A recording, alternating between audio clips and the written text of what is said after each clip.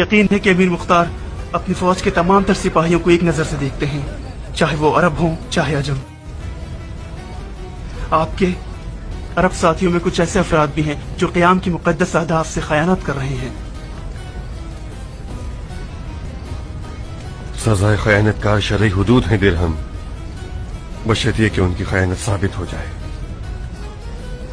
کیا ہوا ہے؟ میں نے اپنی آنکھوں سے دیکھا ہے کہ ابن شیری کے نہدی نے چند مخالفین کے اسیروں کو آزاد کر دیا، کیونکہ وہ سب اس کے قبیلے اور خاندان کے تھے۔ میں ان رہا ہونے والوں کو بخوبی جانتا ہوں، وہ سب کے سب کربلا کے مجرمین میں سے تھے۔ میں نے ان کی روک تھام کرنا چاہی تو ابن شریک نے اپنے ہاتھ سے میرے سینے پر مکہ مارتے ہوئے چلا کر کہا، تم سے کیا تعلق ہے عجم غلام کہیں کے؟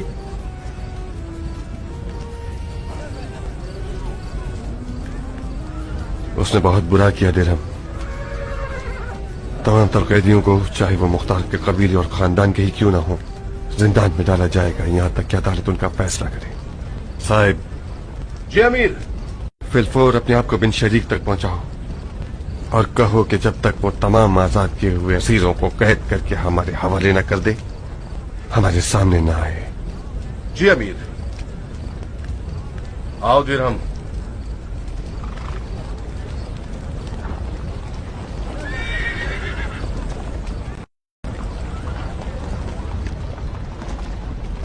مختار، اے ہاتھیوں کو اٹھانے والے سردار کے بیٹے، ہم نے ہنگامہ آرائی کی اور کمزور لوگوں کو حقیر شمار کیا۔ ہماری یہ ہنگامہ آرائی سوائے غرور اور خطا کے اور کچھ نہ تھی۔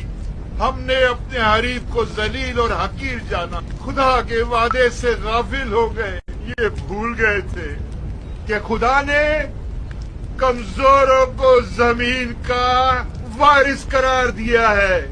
اب ہم اپنی جہالت کا اقرار کرتے ہیں اور جو معجزہ ہم نے دیکھا اسے قبول کرتے ہیں۔ میں نے دوران جنگ کچھ فرشتوں کو دیکھا جو پر والے گھوڑوں پر سوار تھے اور ننگی تلواریں لیے مختار کے دشمنوں پر حملہ آور ہوئے اور انہیں بھگا دیا۔ تو پھر اے جیت جانے والے قیدی کے ساتھ نرمی برتو، خدا را ہم پر نرمی برتو اور ہماری توبہ قبول کر لو۔ میں تمہارا نوکر ہوں، اگر اس غلطی کو معاف کر دو۔ نام کیا ہے تمہارا شاعر؟ حقیر ترین شخص سراقت ابن مرادی سے بار کی ہوں۔ جھوٹ نہایت دلیرانہ اور شاعرانہ تھا، مجھے یاد رہے گا۔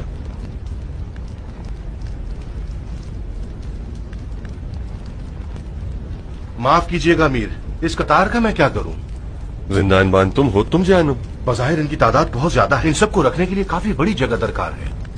میں اسیروں کی اس فوج کو زندان کے کس گوشے میں ٹھہراؤں؟ یہ آپ کا مسئلہ ہے جناب زندان بان۔ آپ کا مسئلہ بھی ہے امیر، کل سے یہ سب حکومت کے لیے بہت بڑا وبال بن جائیں گے۔ ان کی کھلائی پلائی اور حفاظت کے خرچے آسمان سے باتیں کرنے لگیں گے۔ پریشان مت ہو زائرہ، یہ سب زیادہ دن نہیں چلے گا۔ ان قریب ہر اس شخص کو چاہے وہ کسی بھی وجہ سے واقع کربلا میں شریک تھا اس کا قصاص کیا جائے گا۔ باقی افراد بھی وعد وعید کے ساتھ آزاد کر دیے جائیں گے۔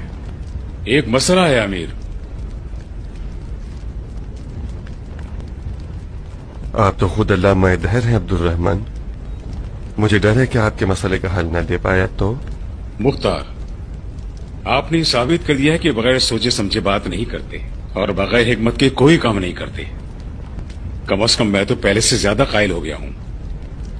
آپ نے کربلا کے واقعے کے بعض مؤثر کرداروں کو مکتوب امان نامہ دیا ہے، اس امان نامے کی وجہ سے وہ محفوظ ہے، جیسے کہ عمر سعد۔ اس کے ساتھ آپ کیا کریں گے جس نے آپ کے خلاف کوئی سازش نہیں کی اور آپ کی بیعت بھی نہیں توڑی؟